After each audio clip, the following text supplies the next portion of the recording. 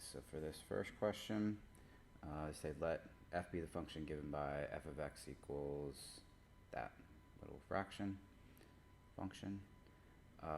It's known that f is increasing on the interval from 1 to 7. Let R3 be the value of the right-Riemann sum approximation for the integral from 1 to 7 of f of x dx using 3 intervals of equal length. Which of the following statements is true? Okay. And then you can see all the answer choices give, there's two different values of what R3 could be, and then they want you to decide if it's an overestimate or underestimate. Okay, the fact that we're using the right Riemann sum and they tell us that the function's increasing, let me mark that, so function's increasing and we're doing the right Riemann sum. Okay, that tells us that it's going to be an overestimate. We know it's going to, so we know it's going to be one of these. Okay, and we'll see why once we do the graph. Actually, I'll do the graph right now. So so I don't know what this graph looks like, but they say it's increasing on the whole interval from 1 to 7. So let's just look at it in general, an increasing function.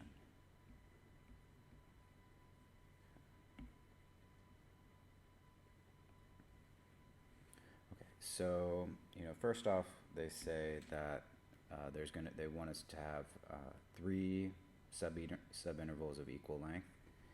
So first thing to do is figure out the width of each subinterval, and that's the b minus a over n. Okay, delta x is like the width of each subinterval. So b and a are 7 and 1, and then n is the number of subintervals, and so that's just 6 over 3, which is 2. Okay, so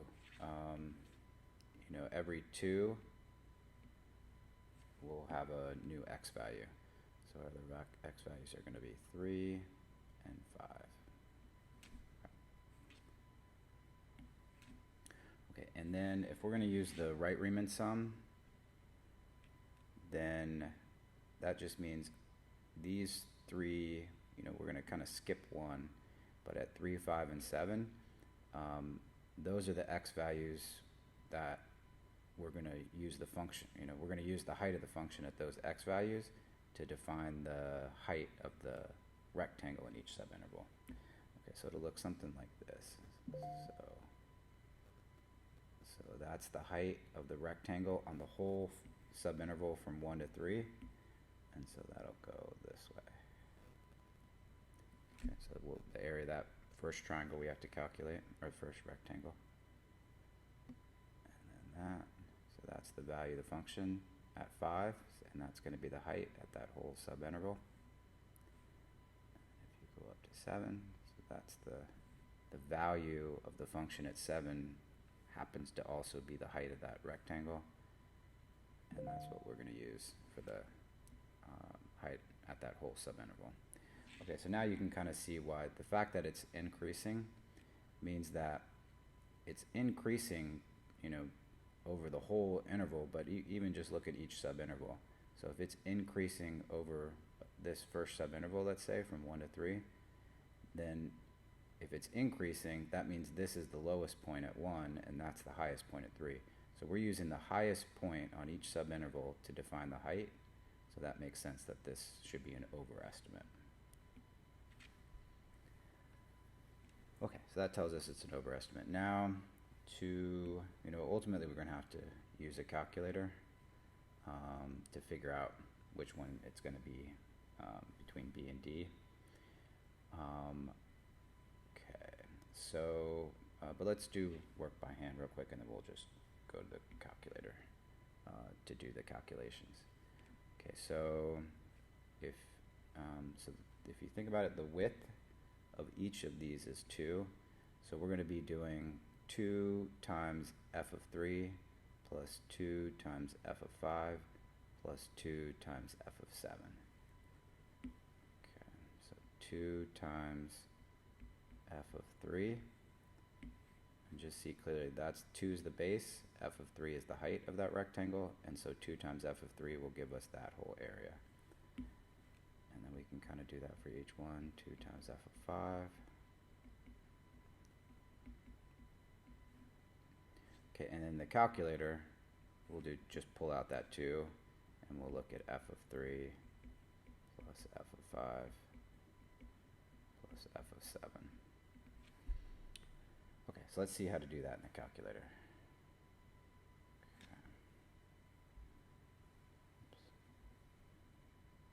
Okay, so if we look at the calculator here, okay, so I think first thing to do, you can do this kind of different ways. I'm going to type the function into y1. You can see alpha and then the button next to it, that gets us a fraction. Just type in the function.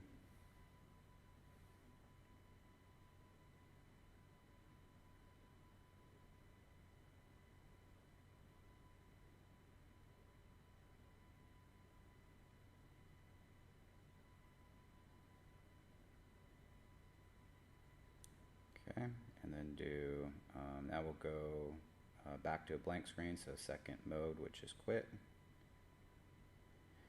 Okay, and then we know we're going to do 2 open parentheses, and then to get f of 3, f of 5, f of 7, you can do different ways. I'll go to vars, and then you can go to y vars, and then just hit enter, and there's all the y's. We want y1, and then just do open parentheses. That's like f of 3 plus, and then you can do it a different way. You can do alpha, and then do the trace, which is f4, and then there's all the y's there also. I think there's another way to do it too. Just kind of do that for each value. You know, y1 of 3, y1 of 5, y1 of 7, that's f of 3, f of 5, f of 7, since our function is into y1. So.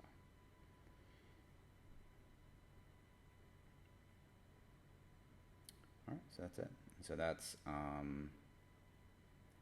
D, and that's our answer.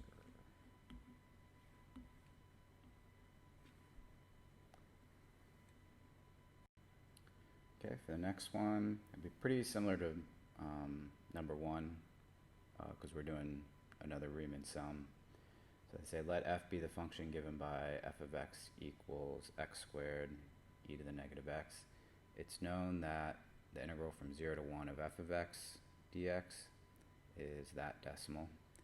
And they didn't have to give that to us. We could have gotten that in the calculator. But they say if a midpoint Riemann sum with 2 intervals of equal length is used to approximate the integral from 0 to 1 of f of x dx, what's the absolute difference between the approximation and the integral from 0 to 1 of f of x dx? You know, so they're asking for what's the difference, and that when they say the absolute difference, they mean like the positive difference.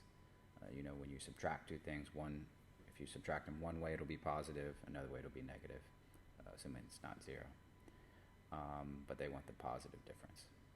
And they want the difference between the approximation that you get with the midpoint Riemann sum, and then this is the exact, you know, the midpoint Riemann sum is just an approximate area under the curve, or between the curve and the x-axis on some interval.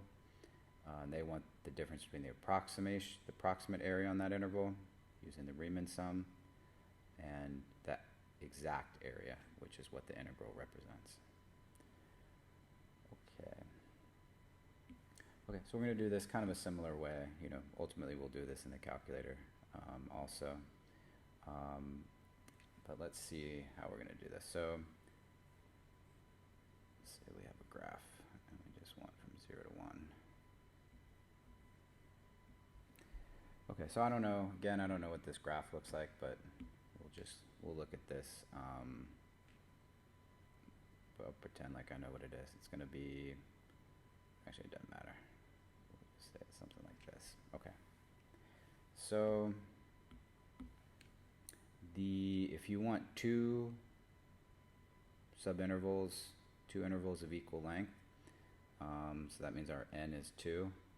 So if we do b minus a over n, that gets us the delta x, which is the width of each subinterval. We do 1 minus 0 over 2 subintervals. Okay, so each subinterval is a half. So that means the first one will go from 0 to a half, and the next one will go from a half to 1.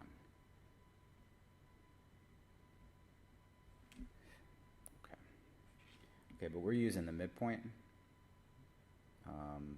of each subinterval. And what we're going to do is really use, look at that midpoint. So the midpoint here is that one's 1/4, the midpoint between 0 and a half.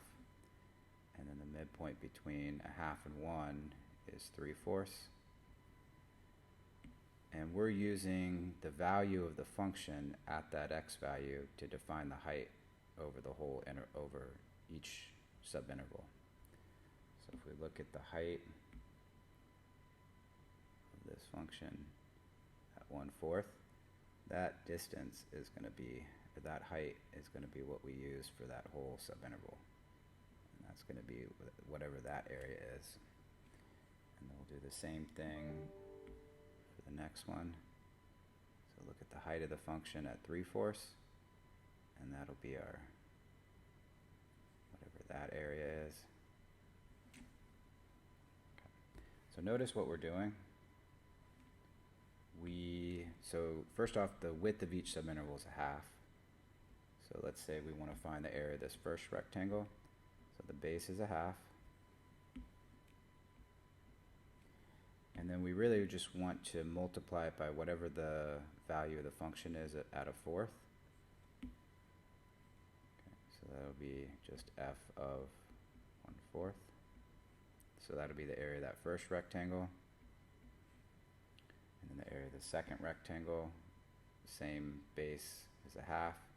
And then the height that we're using for this rectangle is whatever the function is at 3/4. So half is the base, and f of 3/4 is the height of that rectangle. Okay, and then the same thing, we can pull out the half, and then just look at f of 1/4 plus f of 3/4. All right, and then, we can use decimals. So you can either type that into the calculator like that, or you can do f.5, f of 0.25, plus f of 0.75. All right, so that's going to be our midpoint. That's going to be our midpoint Riemann sum. Okay, that'll be an approximate area.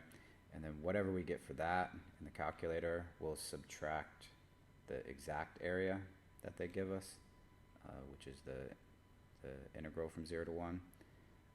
We'll subtract those and then just use whatever we get, we'll use the positive difference as the answer. Okay, so let's look at the calculator. And we'll do all that. Okay, so we'll go to y equals, type in that function.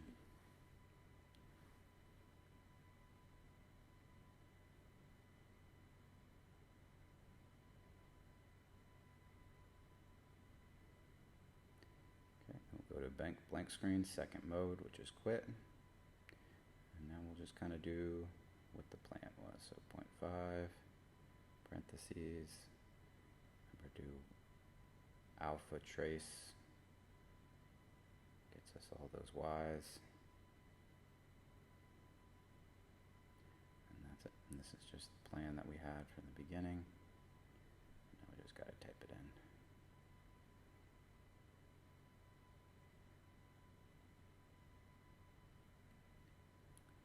Okay, so that's our approximate area using the Riemann sum. So now we'll subtract that exact area that they give us.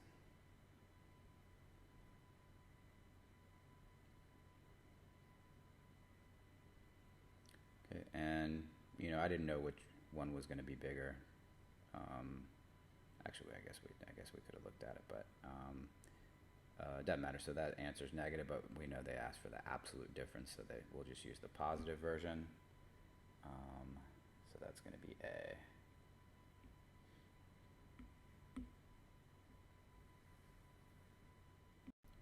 Okay, next one, they say let g be the function defined by g of x equals the integral from -1 to x of that function dt for x between 0 and pi over 2. At what value of x does g attain a relative maximum? Okay, so there's kind of different ways to do this one, I think, but just little things. You can always you can actually graph this over this interval and then just see where it has a relative max, just a little hump, you know. The problem with that is, and maybe I'm just not sure how to fix this problem. Sometimes it's difficult for calculators to graph integrals, but it can graph integrals that, especially, you know, even ones that have variables in the limits. But sometimes it just takes a really long time to graph.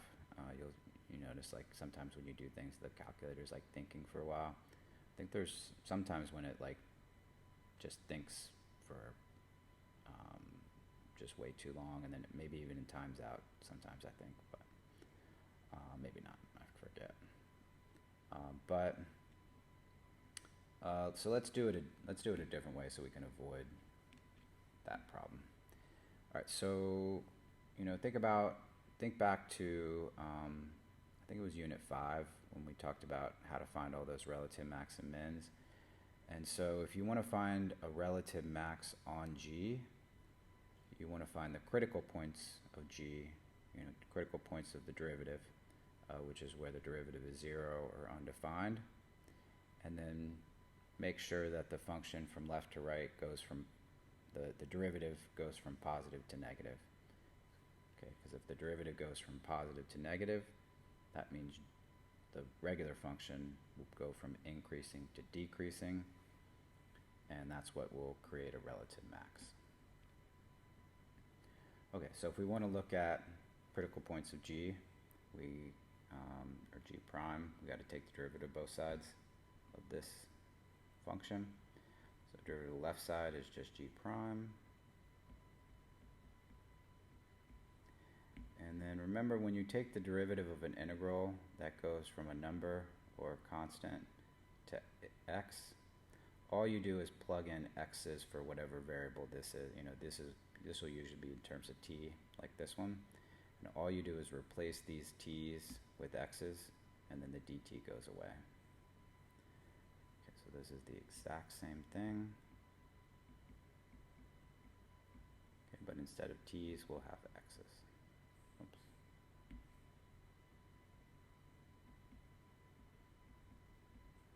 Okay, so that's G prime. So whatever G prime is, you know, we'll look at G prime on the interval from 0 to pi over 2. That was a weird little thing.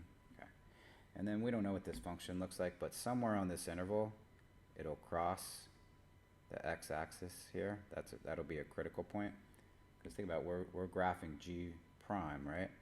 So there'll be a point where G prime is 0 or undefined, and this function actually isn't undefined anywhere, so we're really looking just for a 0. So this will be the critical point that we're looking at, and we can see we want it to go from positive to negative, because that's what creates a relative max on G. Okay, so that's what we're looking for in the calculator. So all we're going to do is graph it. And I'm going to graph it over just this interval. So I'm going to change the window to 0 to pi over 2, because that's all that we're interested in. That's the only x values we're interested in. And then we'll look for this point that goes from positive to negative, and then we'll calculate the x value at that point. Okay, so let's do that in the calculator. Okay, so first thing, type in that function, alpha, and the button to the right creates a fraction.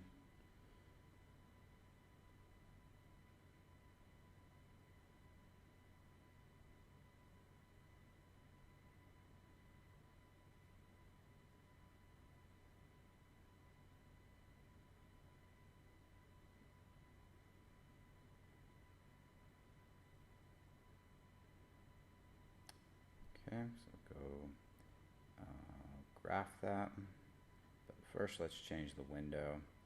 So remember, we're only interested in from 0 to pi over 2, so we'll make the x min 0, make the x max pi over 2, second pi.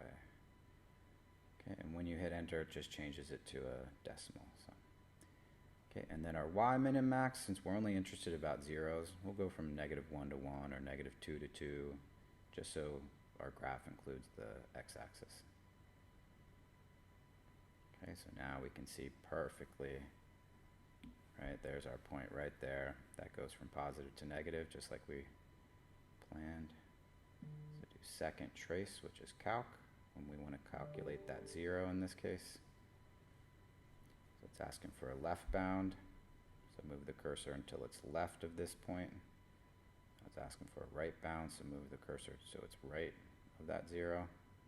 And then when it says guess, just hit enter, and there's our x value right there. Okay, so that's answer choice A.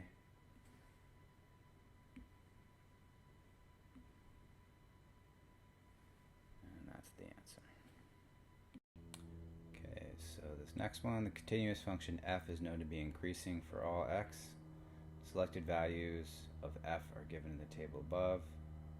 Let L be the left Riemann sum approximation for the integral from 1 to 10 of f of x, which is the exact value that we're estimating, using 4 subintervals indicated by the table. Which of the following statements is true? Okay, so when they say 4 subintervals indicated by the table, you know, this is 1 subinterval, 2, 3, 4 subintervals. And you can see they don't have equal width. The width will be when you subtract these x values, so that width will be 2, 1, 3, and 3. So we'll just have to do 4 separate areas of rectangles. Okay, and then there was a previous problem that was like this also for the right Riemann sum. First off, they say the function is always increasing. Okay, and this is a left Riemann sum. So if a function's always increasing, just in general,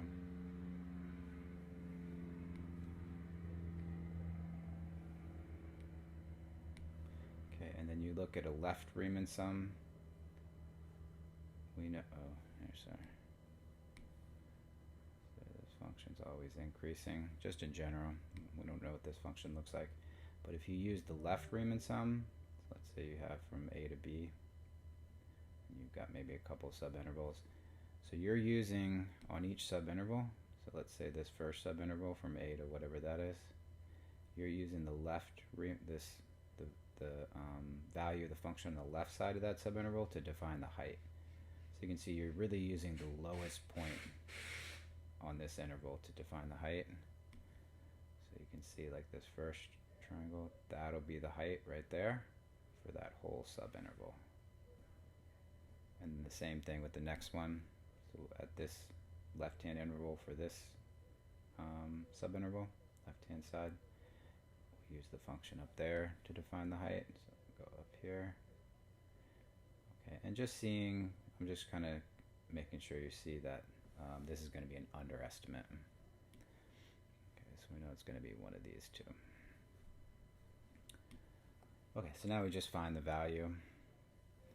All right, and then, so if we're doing a left Riemann sum, so we'll be using all these values on the left, so we'll skip, we won't use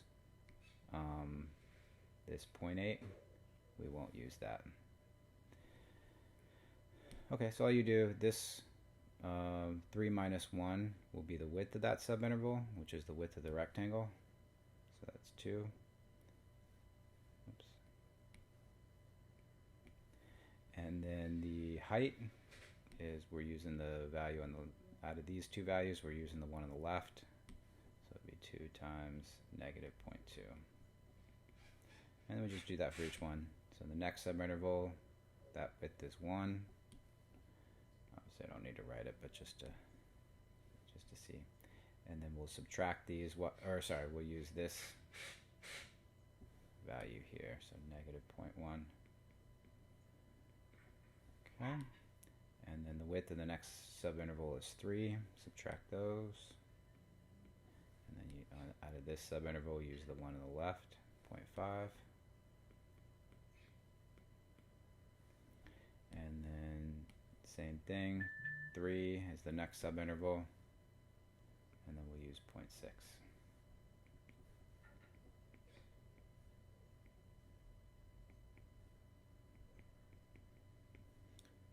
Just multiply all these out, and then we can add them.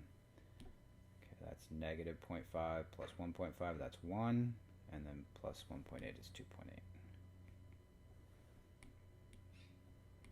Okay, so that will be C. Okay, so they say which of the following limits is equal to this integral from 1 to 3 of sine of x cubed plus 2 dx. Okay, so this is just one of these ones where they're turning a definite integral into the limit sum definition. Okay, so here I'll just to remind, I'll do the general. So limit n approaches infinity to the sum from k equals 1 to n. Just in general, it's f of, so you can kind of do different, there's technically an infinite number way to do these, but they'll usually use the right hand endpoint, like RRAM in this formula. I won't go over it too much, but it's going to be like, if you do use RRAM, the formula is going to be a plus b minus a times k over n, and then on the outside will be b minus a over n.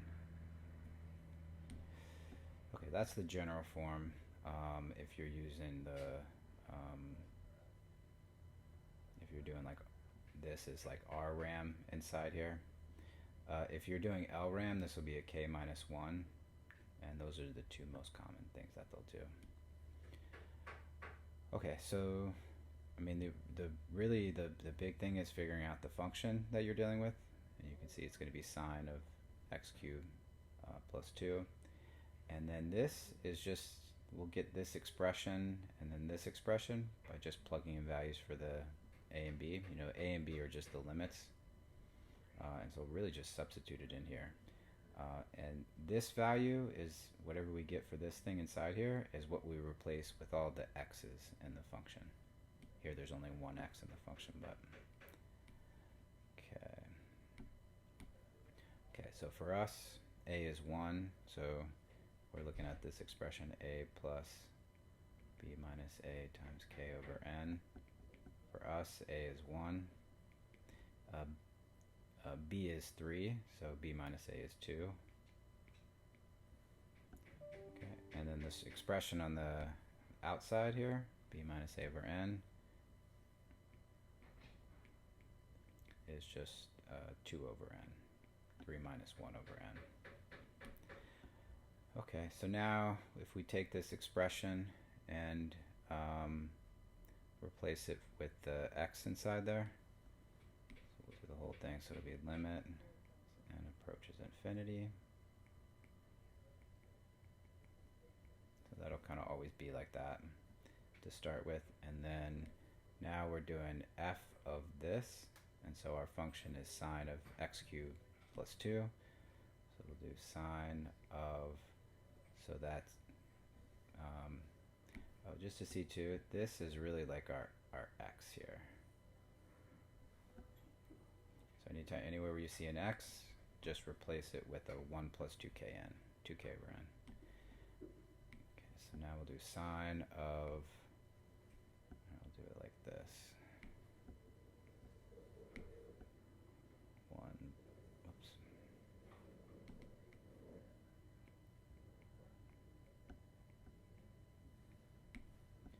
And that gets cubed plus 2. On the outside, put the 2 over n that we got. Okay, and then hopefully that is one of the answer choices. Oh, and that should be cubed. Whoops. Yeah, that should be a cubed. I just did a squared on accident. Okay. And that ends up being D. So Okay, so this is going the other way from the previous problem. So we start out with the limit sum definition of definite integral, and then we find the actual definite integral form. Okay, and this will, again, there's like an infinite number of ways to do this. So they'll use the Wright-Riemann sum version, I guess, of this. So let's see if that works. Okay. So notice, let's say this is our little expression for x. So let me write that. So we have 2 plus 3k over n. Okay, and we're kind of hoping that this is our a plus b minus a times k over n expression.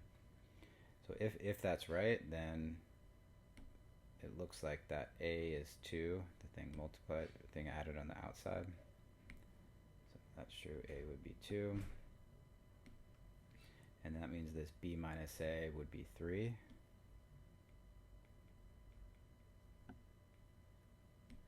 And then if this a is 2 and b minus a is 3, that means b would have to be 5 in that case.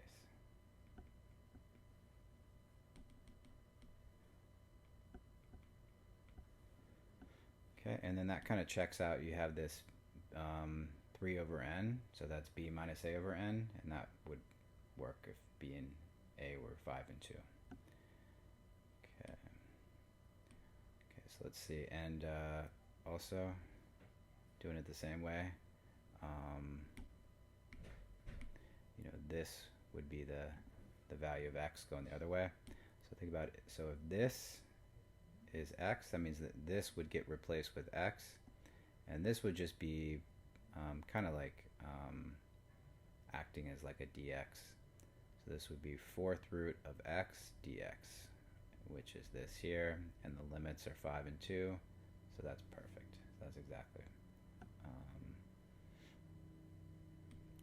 what it typically is. So okay, so that's just b. Okay, so this is the last one of this type. So we'll just do it the way that we did the previous ones. So we have our a plus b minus a over k times k over n. Okay, so in this case, b is 8 and a is 3, just the limits that are given. Okay, so that means for us, this expression, this a is 3, and then the b minus a, 8 minus 3 is 5. Okay, so this will be the expression that we plug in for x. See if that works. So we'll eventually take that and plug that in for x. And then the b minus a over n on the outside, b minus a over n would be just the 8 minus 3 over n. So there should be a 5 over n on the outside. Okay, so now we'll take this square root.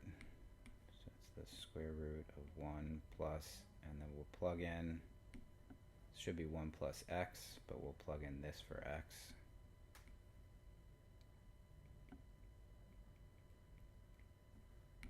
And we can see that would simplify to be 4 plus 5k over n.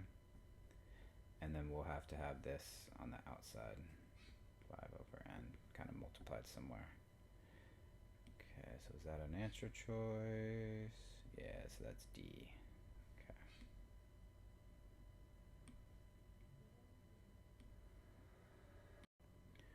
Okay, these are nice. These are some of the easiest problems. So whenever you have a definite integral, and specifically when it goes from a number to x, and you're taking the derivative of that, the answer is going to be just this function inside, not the dt, but just the function, where all the variables of the function are replaced with x. So this answer is just going to be sine of x to the 4th. And really, that's it. So that's A.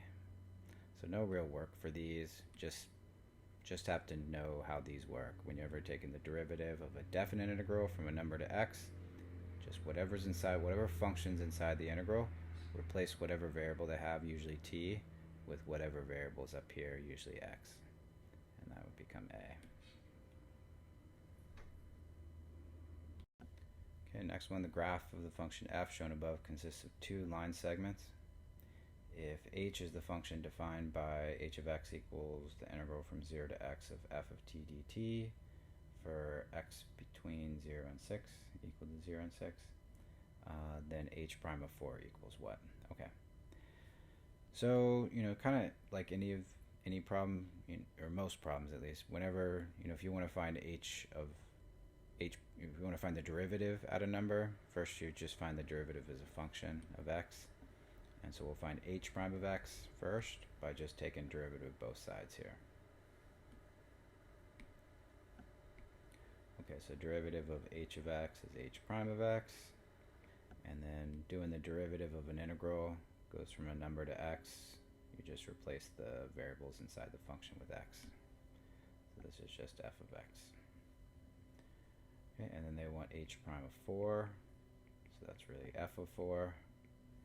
And then we're given the graph of f, and then f of 4 is just 5.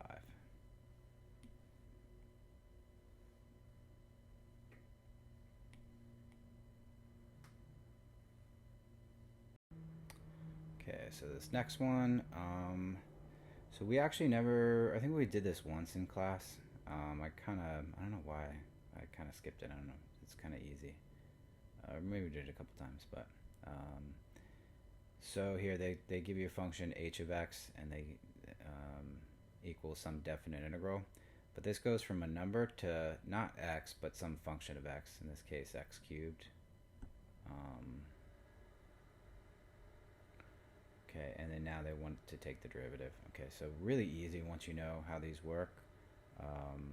So the way these work is you kind of do 4 things. You take the derivative of the top exponent, or the top limit, and then multiply that by whatever you get when you plug this top limit in for the variable of the function. So take derivative of this and times it by x cubed plugged in for that t. And then you do minus and do the same thing to the bottom. Derivative of the bottom times the bottom plugged in. You can see the derivative of the bottom here is 0, so we won't worry about that once we come to that. Okay, so first just take derivative of the top limit, 3x squared, and then multiply that by whatever you get when you just plug this top limit in for t. So this will be square root 2 plus x cubed squared. And then technically you do minus, and then you plug in the minus the derivative of the bottom, but that'll be 0 times whatever you get. Doesn't matter. That's 0. Okay, so that's it. So this is our answer, 3x squared times this, and then this will really be x to the 6th, because exponent to exponent you multiply, so this will be d.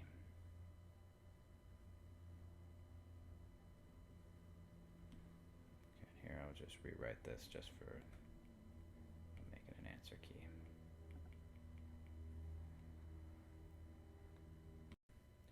Okay, so here they say selected values of the differentiable function h and its first derivative h prime are given in the table above. Let f be the function defined by f of x equals the integral from 0 to x of h of t dt. Okay, what's the least possible number of critical points for f on the interval from 2 to 13? Okay, so we want the critical points for f, so not h, critical points for f. So critical points for f deal with the derivative of f, and the derivative of f is just h. If you take derivative both sides, so we get, f prime of x equals h of x. Okay, so when they want critical points of f, we want to know where f prime is 0 or undefined. It's never undefined because they say it's differentiable, or they say h is differentiable, but h is f prime. So that means f prime is never undefined. So the critical points that we're going to find are when this is 0. But then if we want to know where f prime is 0, we really want to know where h is 0. Or how many values h, from this table, how many values, what's the least number of values that at least number of times that h could be 0. Okay, sorry, 1 second. Okay, so they're, being tricky, where they gave us all these values for h prime, but really we don't need any of them. So all these values of h prime we don't need. So we want to know critical points for f, so we're looking at f prime, that's h, and so this is what we're looking at, h. Okay, so first off, they say the function h is differentiable, which means it's continuous. And if it's continuous, that means we can use the intermediate value theorem. And so if you look on this interval here, so on the interval from 2 to 6, the function, at 2 is 16, and at 6 it's negative 8. So since it changes sign, goes from positive to negative or negative to positive, that means it has to, since it's continuous, it has to pass through 0. So there has to be a 0 of h on the interval from 2 to 6. And then the same idea on this interval from 9 to 11. It goes from negative to positive, so that means there has to be a 0 on somewhere on the interval from 9 to 11. And that's it. So we're just looking at, when you're looking at zeros and you're using the intermediate value theorem, you're just seeing where the function changes sign, assuming it's continuous. So it changes sign twice, so that means there's at least two critical points. There could be an infinite number of critical points, because realize when you're given a table, you're only given just a few random, little collection of random points. You have no idea what the function does in between those points. So, but there's going to be at least 2 zeros. Alright, for this next one, number 12, they say the graph of the function f defined on the closed interval from negative 2 to 2 is shown above. Let g be defined by g of x equals the interval from 0 to x of f of t dt. On which of the following intervals is the graph of g both increasing and concave down? Okay. So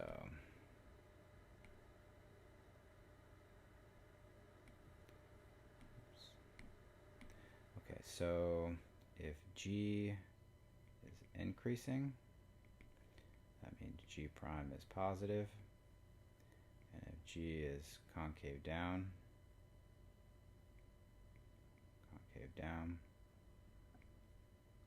that means g, or concave up, concave up, then g double prime is, what am I doing? Oh, g is decreasing, so the derivative is negative. I don't know what I'm talking about. Okay, and then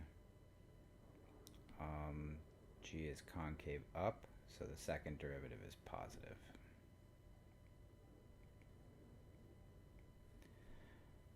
Okay, so let's look at the only thing that we have for g is it being defined in terms of an integral of f.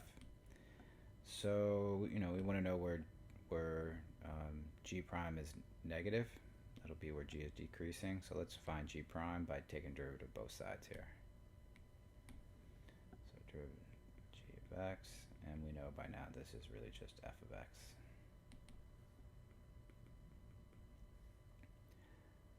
Okay, so if we want to know where g prime is negative, we really want to know where f is negative. Okay, and f is negative on the interval from 0 to 2, because that's the graph of f. Okay, so this will be in the interval from 0 to 2.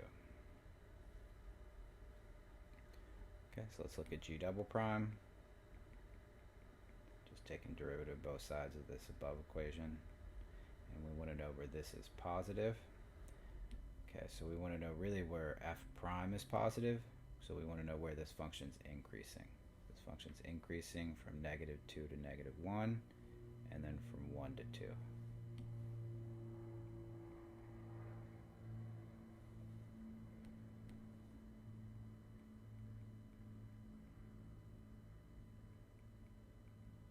Okay, and then now if we want to know where, you know, both of these things happen, we want to know kind of the intersection of this interval and this interval. You know, what do they have in common?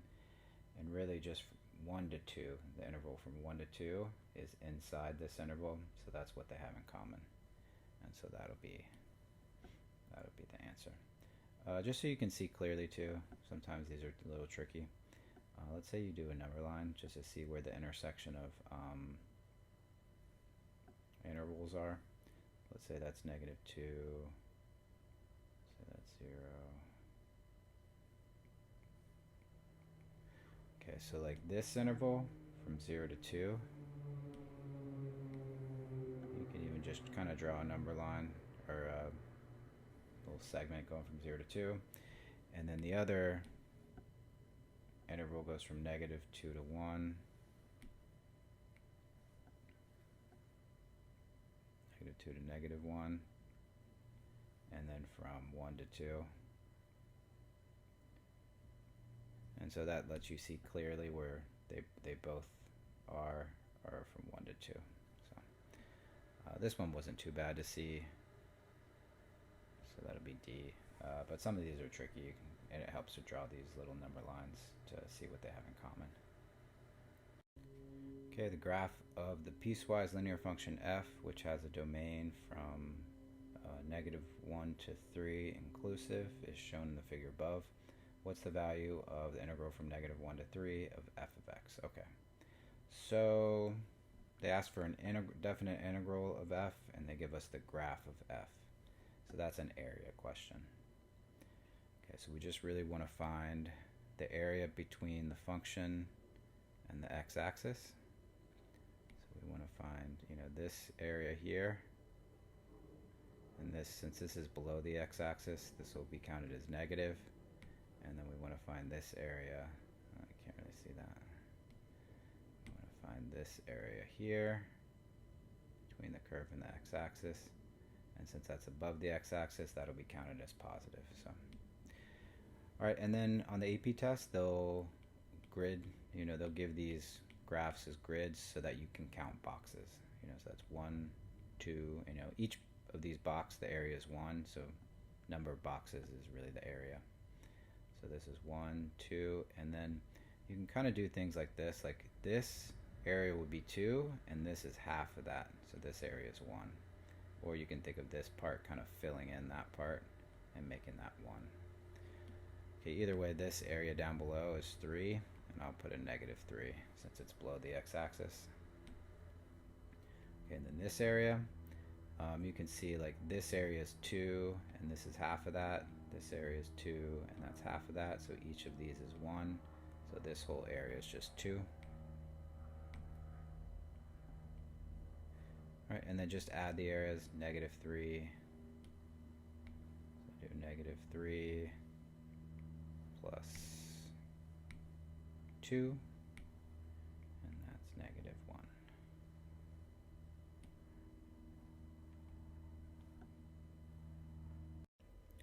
Okay, these are, you should recognize these as like the using properties.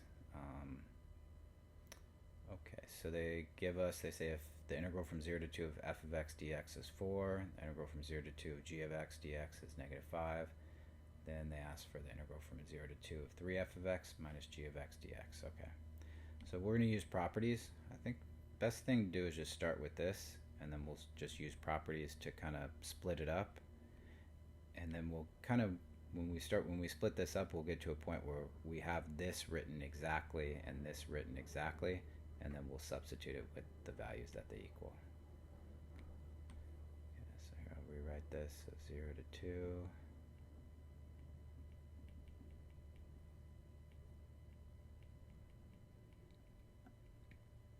Okay, so one thing that you're,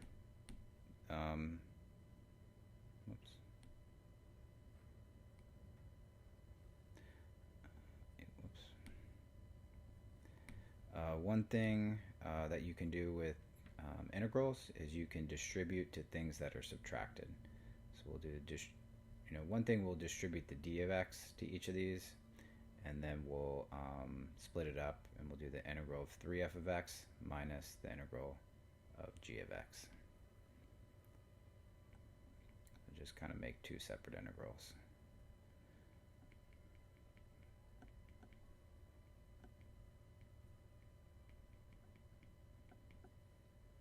Okay, and then another property of integrals is if you have something multiplied by the whole function, the whole inside of the integral, you can pull it out.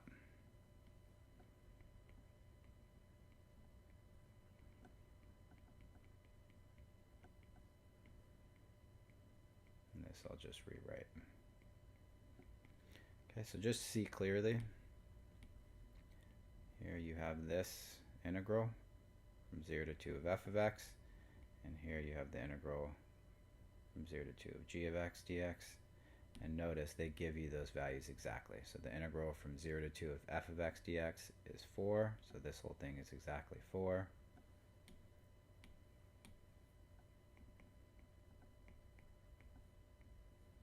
Okay, and then this integral here, 0 to 2 of g of x dx, is exactly this, and so that's negative 5.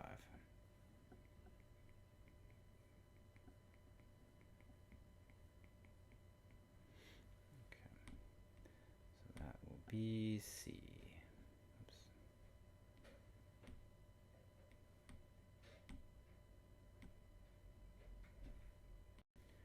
Okay, next one they say let f be the piecewise function given above, and they ask for the value of the integral from 0 to 8 of f of x dx, and then they give you the actual piecewise function here. Okay, you can do this without graphing, but I'll graph it just to show. Maybe once you do one of these, you'll see how you can do this in your head. Okay, so I'm going to graph this. This goes from 0 to 8. Okay, actually, do it like this.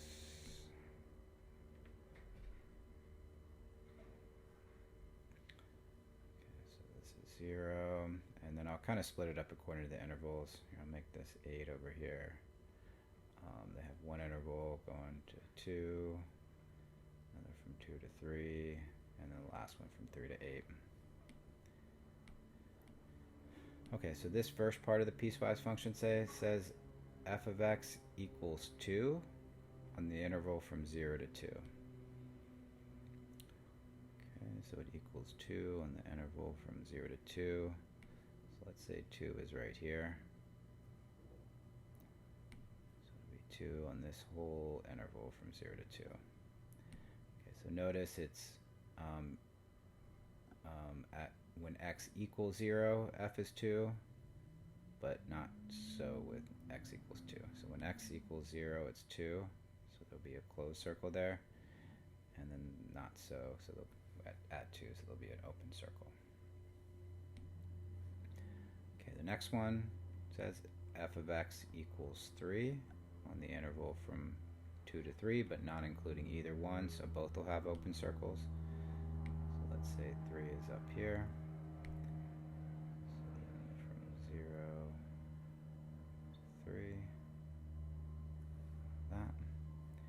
And then they say f of x equals negative 1 on the interval from 3 to 8 inclusive, so at 3 and 8, since they're both equal, they'll have closed circles there.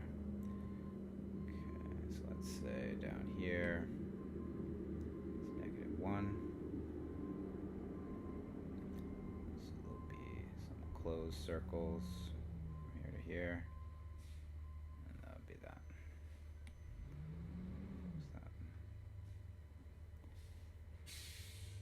Okay, and then now if we want to find, so this is f of x graphed, as a piecewise function, and here if you want to find area, doesn't matter when you're finding area if there's holes or jump discontinuities. That actually doesn't matter. For derivatives that matters, but not for integrals.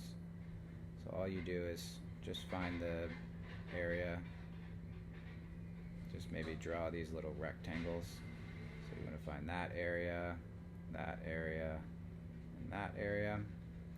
The area below will be counted as negative, so we'll have to subtract. So we'll just find each area. So this area here, 2 times 2 is 4. Okay, this area here, 1 times 3 is 3. And then this area here, this is 5 times -1 is -5. So just add all those up. Whoops. And that's 2.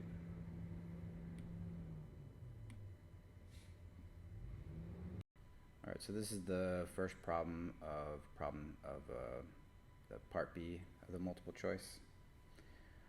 Alright, so this says let f be a differentiable function such that f of 1 equals pi over 2 and f prime of x equals that function.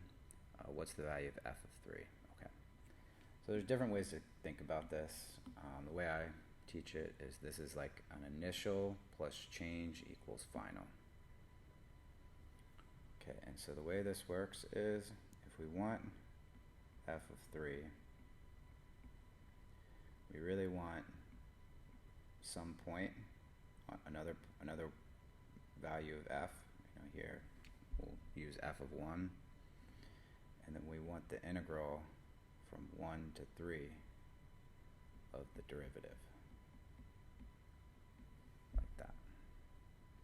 Okay, so think about what this is. So this is the y value at 1 of the function. When you set up an integral like this, an integral of the derivative with these limits, so when you integrate the derivative over some interval, it gives you the change in the y value over that interval. So like one way to look at it is, so we don't know, I don't know what this function is, but let's say this is 1 and 3, and let's say f of 1 is right there. Okay, so that's f of 1, that's whatever this value is, that's f of 1, whatever that y value is. Okay, so that's this value. What this represents right here, or one way to see what this represents graphically, is the change in the y value from 1 to 3. And this could be positive or negative, so that change could make the y value, we could be kind of subtracting or adding, because this could be positive or negative. We don't know at this point. But let's just say that it's positive. That means that the change in the y value will be represented by whatever this integral is. So that whatever that integral equals, that's going to be the change in the y values. So that's this. This distance here is this integral, and so that's going to get us to the next y value at 3 here, and that'll get us f of 3. So notice, so f of 1 is whatever this y value is. This integral from 1 to 3 of the derivative of f gives us this distance right here. And if you add those, f of 1 plus this distance, that gets you to f of 3, which is that. Okay, and then also graphically, whatever this function looks like, we don't know.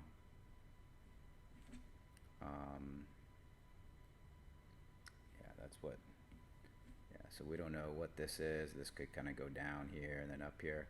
So we have no idea what this function looks like on this interval, but we know f of 1 is here. We know the change is the integral of the derivative, and then f of 3 will end up being there. Okay, so now we just have to type all that into the calculator. Okay, so let's do that.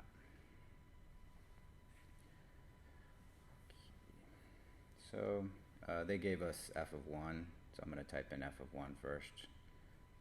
It's just pi over 2. No plus, that's a mistake. So now we'll do plus there. And then now we'll do math 9, gets us the integral 1 to 3. And then whatever that function is, we'll just type that in 3. And then when they write arctan, it's really tan inverse, so do second tan.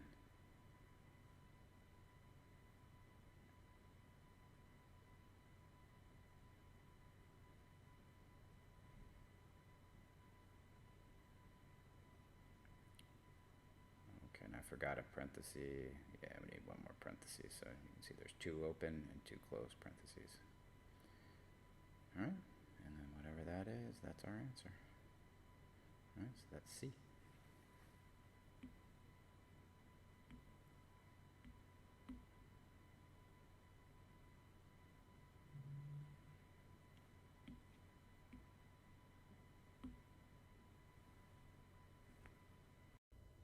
Okay, so this is the last calculator problem. Okay, let me get this set. Okay.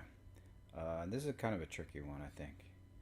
Okay, so we'll start out. So we look at, they say selected values of the twice differentiable function g are given in the table above. What's the value of this integral? Okay, so the fact that it has this little g prime of x in there means, and this g of x, you can't do anything in the calculator yet. So kind of the only option is to somehow find the antiderivative of this and hope that, we can kind of use these values of g somehow. Okay, so kind of notice that this will be a u substitution problem, so we'll actually find the antiderivative of this. It'll be in terms of g, and then we'll plug in the limits. It'll be, actually I'm not sure exactly how this is going to turn out, but okay, but notice like the inside of this cosine squared, we have 2g of x plus 1, and then the derivative of that is 2g prime, and here we have a g prime, so that's perfect for u substitution. Okay, so let's start and then we'll see what we end up getting. Okay, so you make u 2g of x plus 1, and then du 2g prime of x. And then here, you can kind of do this different ways, and but here we have a g prime of x. Oh, here I forgot the dx. Okay, so here we have a g prime of x times dx, and here we have a g prime 2g prime of x dx. So we want to get rid of that too. So just divide by half or multiply both sides by half, like that. Okay, so let's substitute. And we'll figure out those limits in a second. Okay, so we can, this is going to be,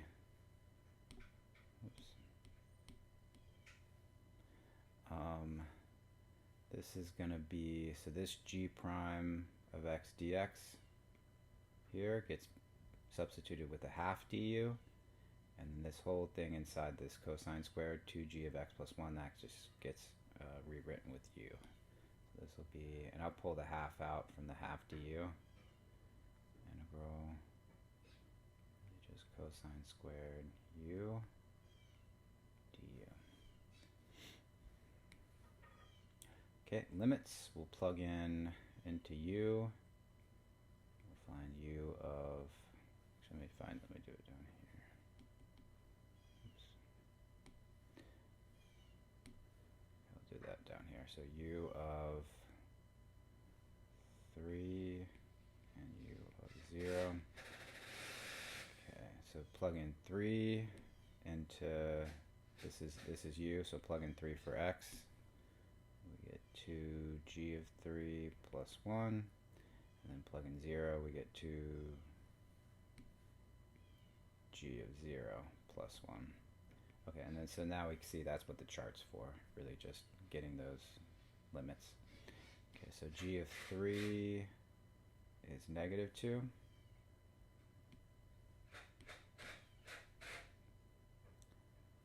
Okay, whoops, sorry. So g of 3 is negative 2, and so negative 2 times 2 is negative 4, plus 1 is negative 3. Okay, and that'll go at the top here, negative 3 for that limit. And then you plug in the bottom limit, 0. G of 0 is 5, so 2 times 5 is 10, plus 1, 11. Okay, so notice when you plug in 3, the top limit, you get negative 3, so that stays the top limit. When you plug in 0 here, you get 11, and that 0 is the bottom limit, and so that stays the bottom limit. So you know, when it started out, the top limit was bigger than the bottom limit, but when we put it in terms of u, they switched. So now the top's smaller, but that's fine. So that is what it is. You can switch it. You could switch these limits and then put a negative out here, but there's no need to really. All right, and then that's it. And then now we just type that into the calculator. Just use x's instead of u's. Okay, so let's look at the calculator.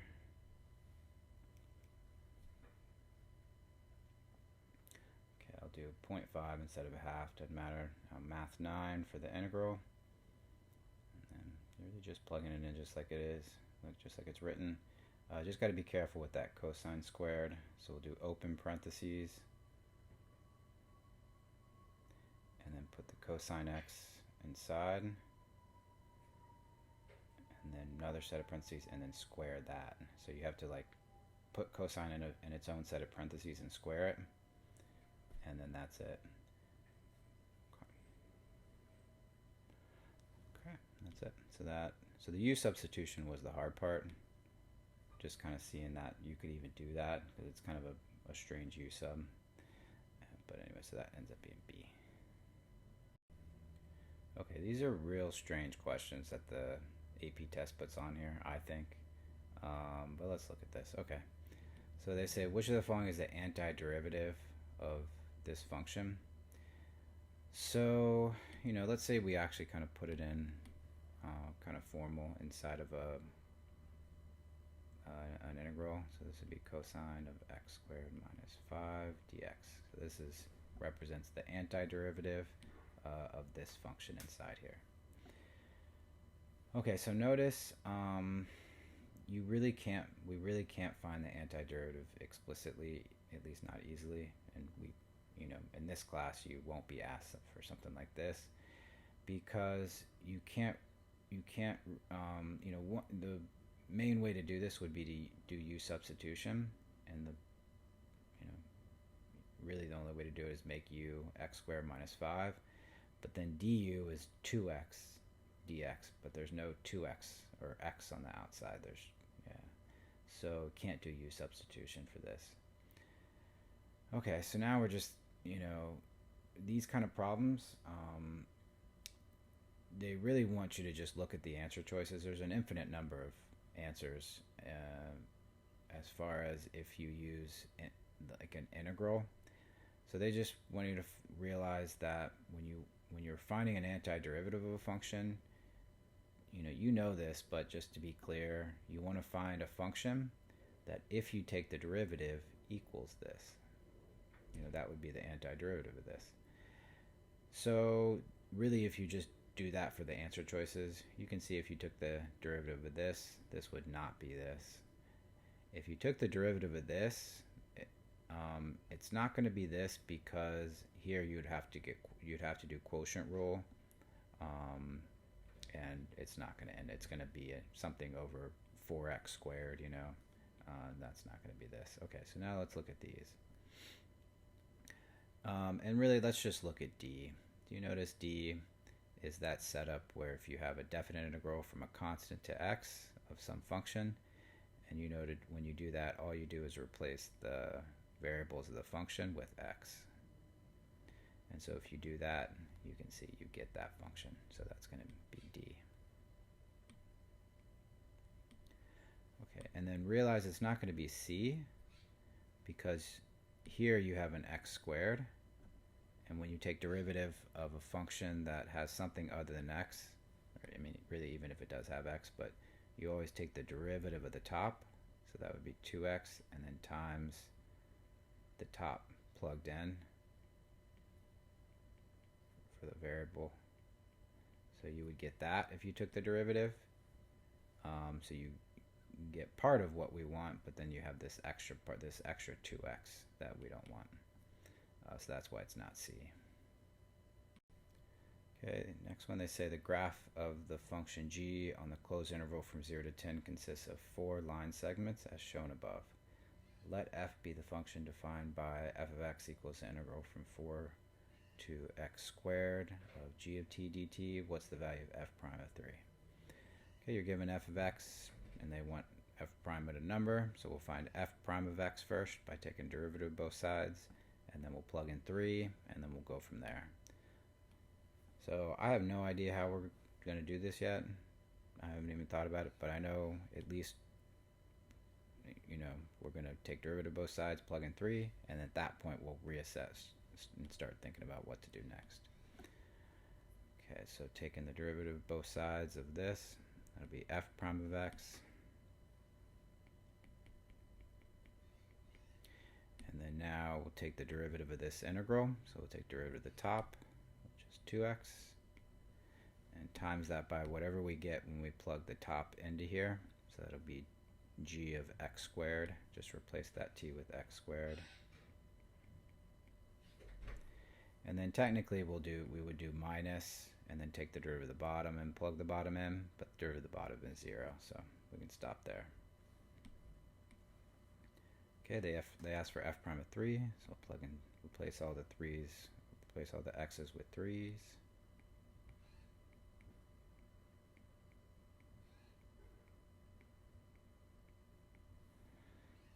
Okay, and then we'll simplify. This is really 6 times g of 9. Okay, so now we see how we're going to solve this, because we really just need to get what g of 9 is. Make sure that's a 9. That's a g. Actually, let me erase that.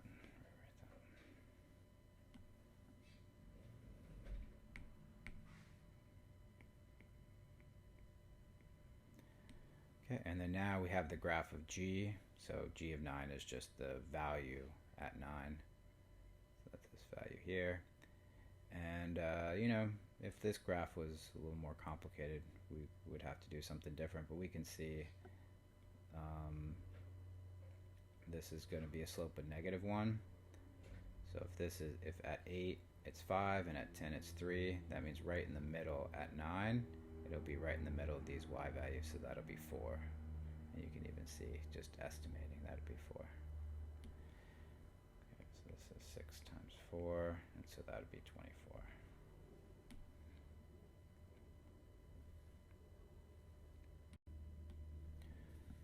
Okay, so, and they'll do this on the AP test every once in a while for multiple choice. Actually, I think they'll do it for FRQs also every once in a while. So they'll, so here they say using the substitution u equals 4x minus 3, the integral of x times 4x minus 3 to the 10th dx is equivalent to which of the following. So here they're basically just telling you, u is this, and kind of rewrite this in terms of u now. Okay, so here I'll rewrite this.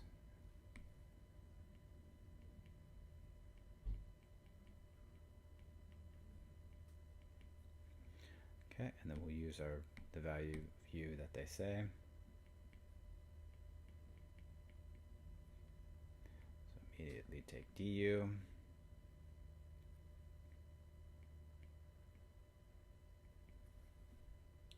And then we substitute.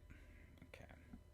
So this will be kind of a little different one. So we'll do two things. So first, here we have a dx, but here we have a 4 dx, so we want to get rid of that 4. So just divide both sides by 4 times both sides by 1/4, and you get 1/4 du is dx. Okay, and then the other thing is, here we have this x. We know this is going to become u, u to the 10th here, but it's this x that's weird. So the main goal is to just replace all the x's and the dx with u's and a du. That's the main goal. However that gets done, that's your goal. So now, if you notice, you can actually solve this for x, and it'll be in terms of u, and whatever that equals, whatever x equals in terms of u, you can replace it with this x. So let's do that. So if you add 3 to both sides, you get u plus 3 is 4x, and then divide by 4, you get u plus 3 over 4 is x. So now we can substitute. Okay, so Okay, so we'll go one at a time. So first off, this x here gets replaced with u plus 3 over 4.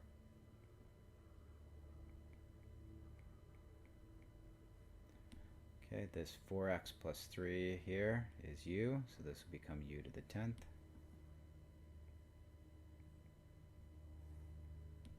Okay, and then this dx here is 1/4 du.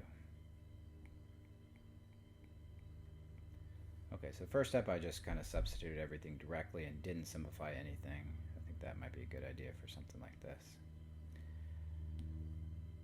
Okay, so that, you know, u to the 10th will just stay there. We just got to kind of clean up everything else. So this 1/4 can get multiplied by this. Actually, let me change. Let me write this. So this will be, this is like a 1/4 times u plus 3 times this 1/4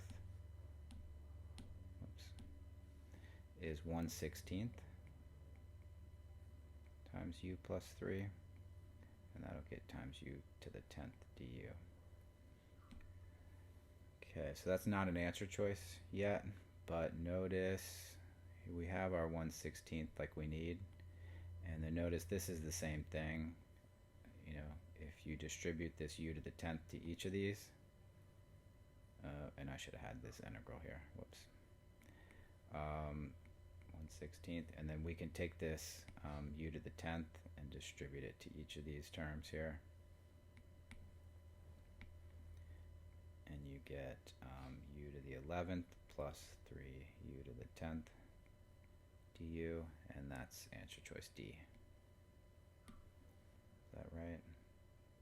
Yeah, okay. Okay, so I think this step was the weird step here. When you have u equal to something, you can actually solve it for x if you want and replace it with any x's you see. You know, not super common thing to do, but that every once in a while you'll do that. Okay, here they're just asking for an antiderivative. You know, it's an indefinite integral of e to the x sine of 6 e to the x plus 3 dx. Okay, I'm going to rewrite it here.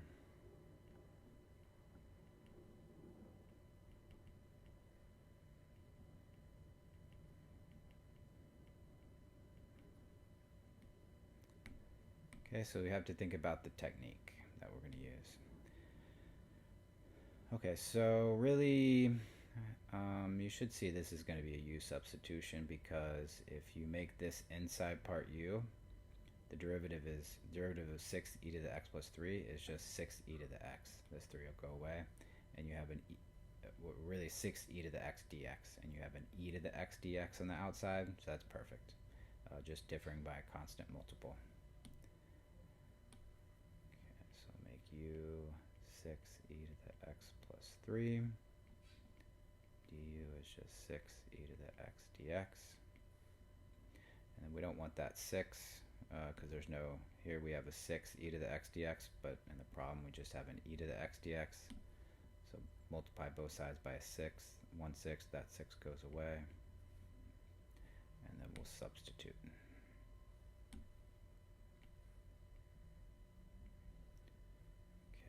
Pull the 1/6 out, and then you can see this e to the x dx, both of those get replaced with 1/6 du. So there's the 1/6 du. That replaced these, and then this is just sine of u.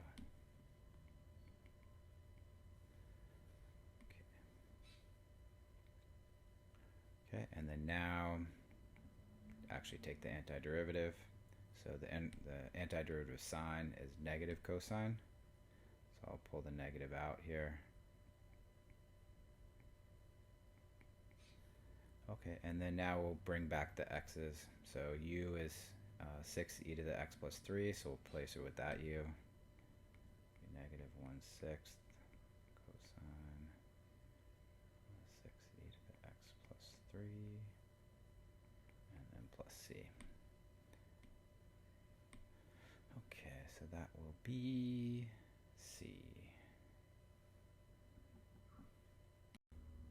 Okay, so this next one is just another one that they're asking us to do an antiderivative. You should recognize this as completing the square. So if we complete the square with the bottom, and then we'll kind of go from there. So let's see what happens. Okay, so we'll just start off with this. We'll do some scratch work, just focusing on the bottom. Okay, you can do this different ways, but I'm going to pull out it if there's anything multiplied by the x squared, including a negative or negative 1, I'm going to pull that out from every term.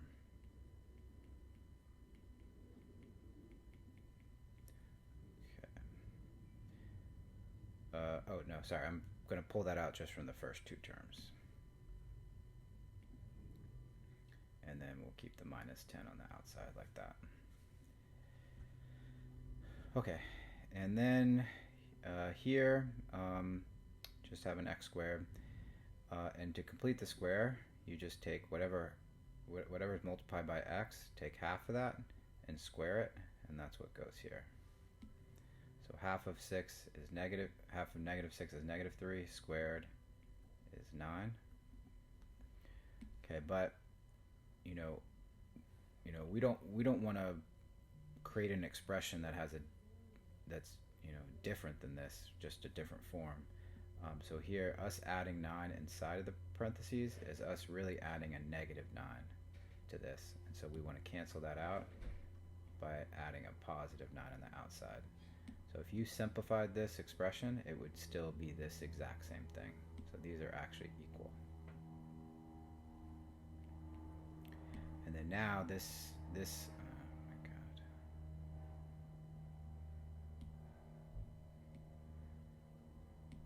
Okay, this here is now a perfect square.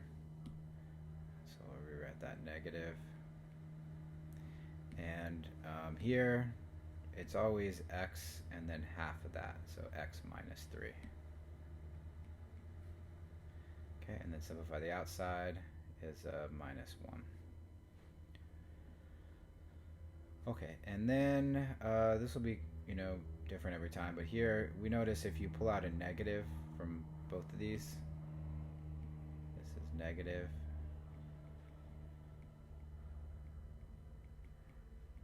Like that.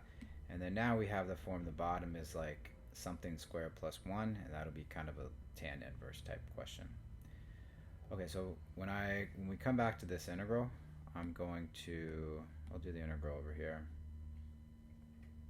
And I'm going to pull this negative on the outside here, so we don't worry about that. And this will be 1 over.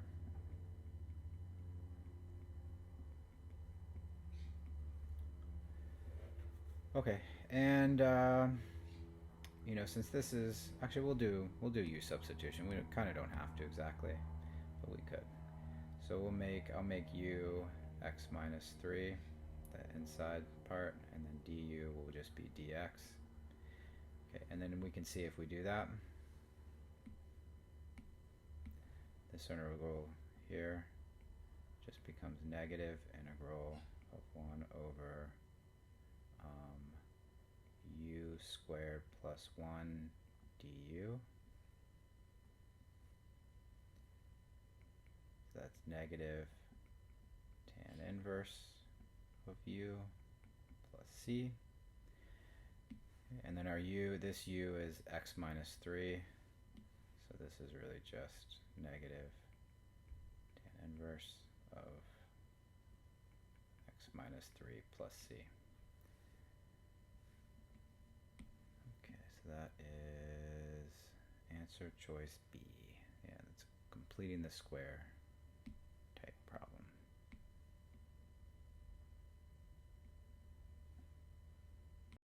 Okay, so this is so first, sometimes just at first glance you might think this is a u substitution problem, but if we did that, really the only option for u would be to make it the thing under the square root. But if you make that u, the rest is not du, so that definitely won't work. So, okay, so kind of our only other option is to do completing the square. And since we have like a square root of something, and when we're completing the square, this most likely going to end up being a sine inverse, so that looks like kind of the answer choices confirm that. Okay, so let's complete the square. We'll start off with the 8x minus 4x squared. Okay, so first thing, let's rearrange these.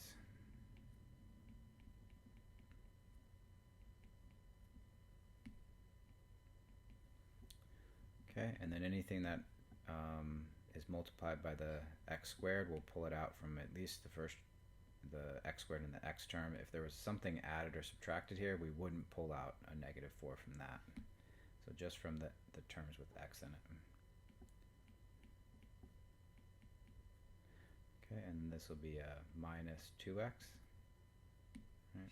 Negative 4 times negative 2x is 8x plus something. Okay, and then to complete the square, the number that completes the square is always half of the coefficient of x squared. So half of negative 2 is negative 1, squared is 1. But us adding a 1 inside the parentheses is us really adding a negative 4 times 1. So we're really adding a negative 4. So we'll have to add a positive 4 to cancel that out.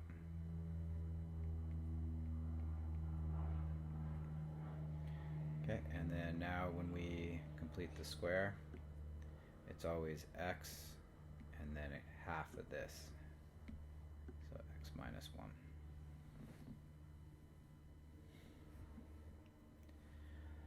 Okay, now this is going to end up being a sine inverse for sure, which is like 1 minus something squared. So notice if we switch these, it'll start looking more like that.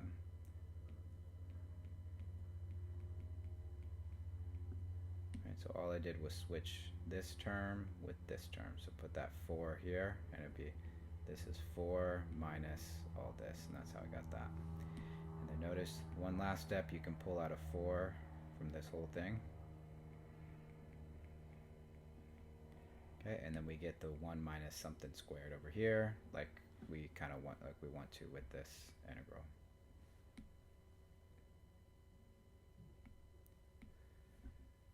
Okay, so let's go back here. I'm going to do the integral. Let's start up here. Okay, so we know that this expression that we had underneath the square root really equals this. So we'll replace it at this step.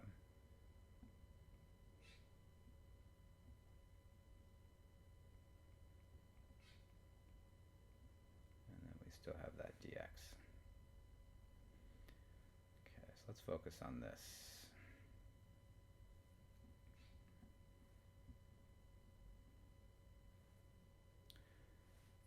Okay, how do I do this? Okay, so one thing, let's do this. So we'll kind of clean this up a little bit. So this 4 can come out of the square root, and it'll get square rooted to be a 2, and then that 2 will cancel out with this 10 to be a 5 on top.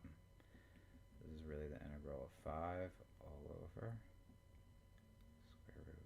1 minus 1 squared. Okay, and then we almost have the form something over 1 minus square root of 1 minus x squared, but it's x minus 1. So, you know, we actually know this is going to be 5 sine inverse of x minus 1, but just to see clearly if we do u substitution. So we'll make u equal to x minus 1, and then du is dx. Oh, whoops, there should be a dx here. Okay, so everything stays the same, just this dx will become a du, and then this x minus 1 will become a u.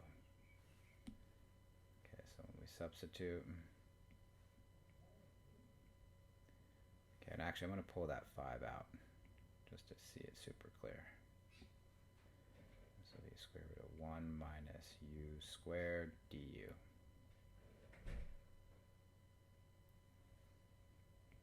Okay, so now we can see this is 5 times sine inverse of u plus c. Right, this is exactly sine inverse u. Okay, and then now we can replace our u with x minus 1.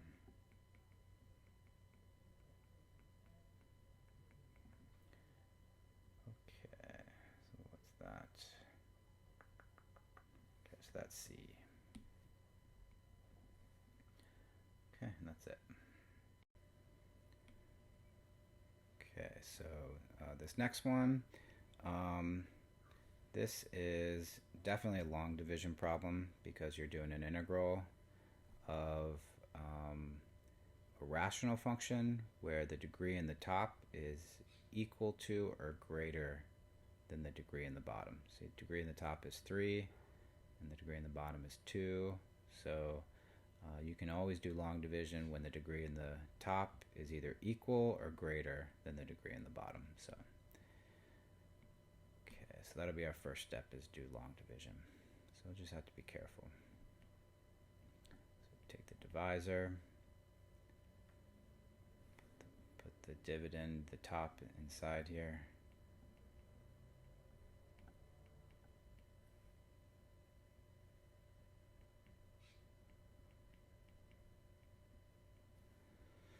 Okay.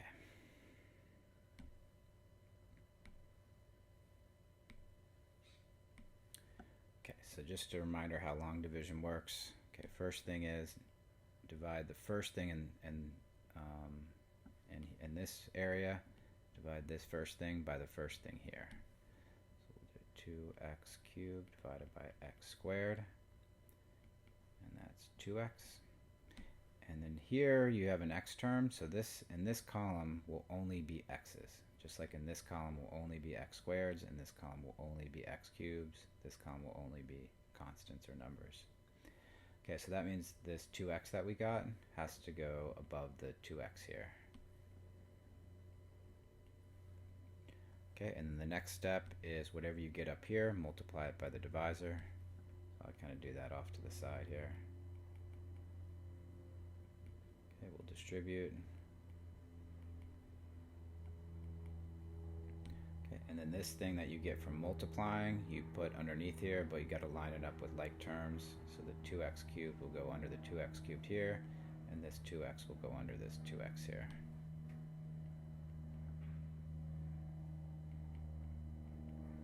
And then you subtract. Okay, these cancel out when you subtract. There's technically like a plus 0x squared. So then negative x squared minus 0x squared is just negative x squared. Okay, and then these two cancel. And then we can bring down this plus 2. Okay, and then we just do it all again. So this first thing here gets divided by the first thing here. So negative x squared divided by x squared, that's negative 1. And that goes at the top in the number column.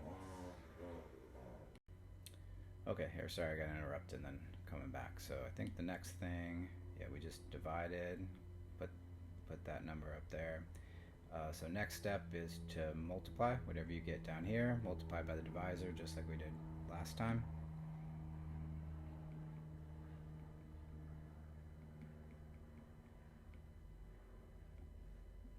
Okay, and then we'll kind of put it underneath these and line them up. So this will be negative x squared minus 1, and this is minus.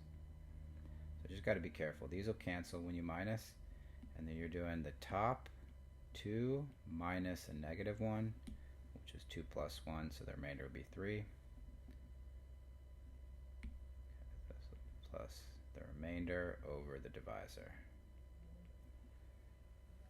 Okay, so this up here is what our original integral equals. So us evaluating this is this from 0 to 1 is the same thing as evaluating this from 0 to 1. So that's what we'll do.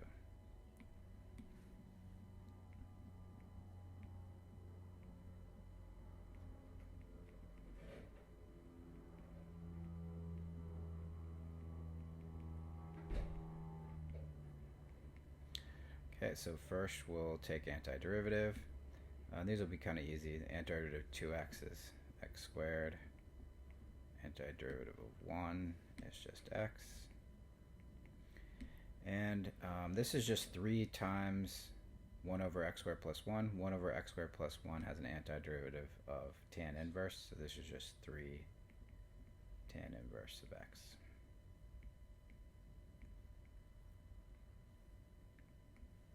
Okay, so now we'll plug in the top limit. So 1 squared minus 1 plus 3 tan inverse of 1 minus 0 squared minus 0. I know I don't need to, I'm just kind of doing this just to show, I guess. Okay, so these 1 squared and 1 just cancel. Okay, and then tan inverse of 1, to evaluate inverse functions, you think about where does tan equal 1, and in the range of tan inverse, that's at pi over 4. So this is 3 times pi over 4. Whoops. So that's just 3 pi over 4, and then minus, and then so these are just 0, and then tan 0, so tan inverse of 0, you think where does tan equal 0, and that's at 0, so this is just 0. And so really,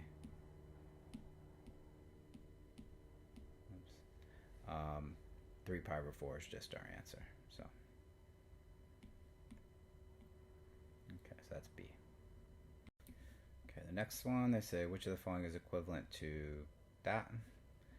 Okay, so we definitely have to look at answer choices. And really right away we see this is just going to be answer choice A, because the technique to we can't do U substitution, because if we made U the inside, it's kind of our only real option. The derivative, that's the inside part, is going to be 6x squared, and there's no 6x squared or x squared on the outside. So really our only option is the one where we simplify the integrand.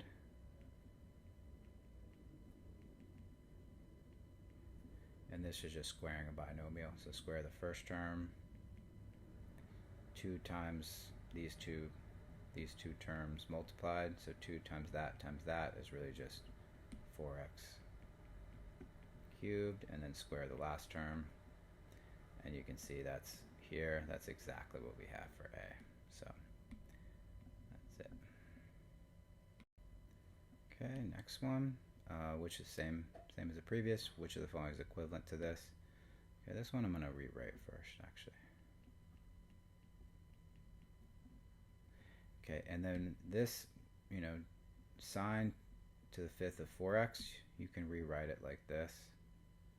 I'll use brackets. You can do sine of 4x to the 5th power. That whole thing raised to the 5th. It's just another way to write it. That means the same thing. So the reason to do that, I think, is now we can kind of see clear that if we make u equal to sine of 4x, and technically this could be 2 u substitutions. We could make u 4x the first time, substitute, and then we'll have a sine u, and we can make some other variable like v equal to sine u. But easy enough just to make u sine 4x.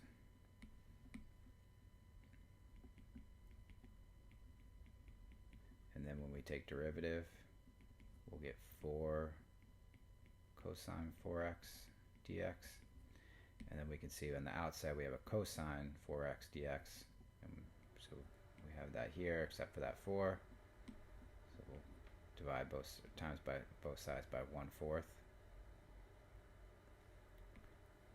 Okay, and then when we substitute, so cosine 4x dx is 1/4 du.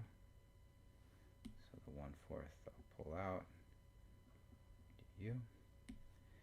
And then this sine 4x is u, so this is u to the 5th. So hopefully that's an answer choice. Yeah, so that's C.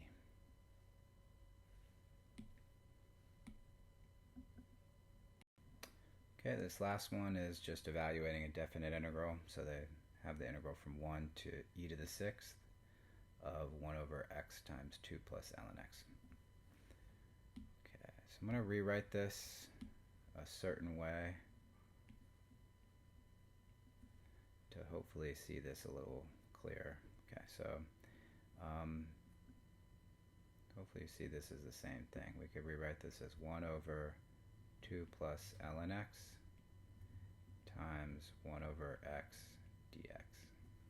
Okay, so this kind of x in the bottom is really a 1 over x, and so I'm just kind of separating it. And you can see, like, if you multiply this by this, it would become that. Okay, the reason I'm doing that is to see that now we can kind of see clear, or more clear, that if we make u this bottom part, the derivative of 2 plus ln x, you know, if we take derivative, the 2 will go away, and the derivative of ln x is just 1 over x dx. So, okay, so definitely make, so we'll do that. So now we'll make u 2 plus ln x du 1 over x dx. Okay, and then let's do our limits. So u of e to the 6th and u of 1. Okay, so if we plug in, so we use this here, plug in e to the 6th for x, so ln of e to the 6th is just 6. So this is 2 plus 6, and that'll be 8. Okay, and when we do our integral, our new integral, 8 will be the top limit. Okay, and then we'll plug in 1 into this, so ln 1 is 0, so 2 plus 0 is 2, and that'll be our bottom limit. Okay, now we'll substitute, since u, whoops, oh my god, okay, since u is 2 plus ln x, this is just 1 over u, and this whole thing is du. This is 1 over u du. Okay, so now we'll evaluate this. Oh, and then that's it. And that's the answer choice. They didn't go farther than that. Okay, so that's answer choice A.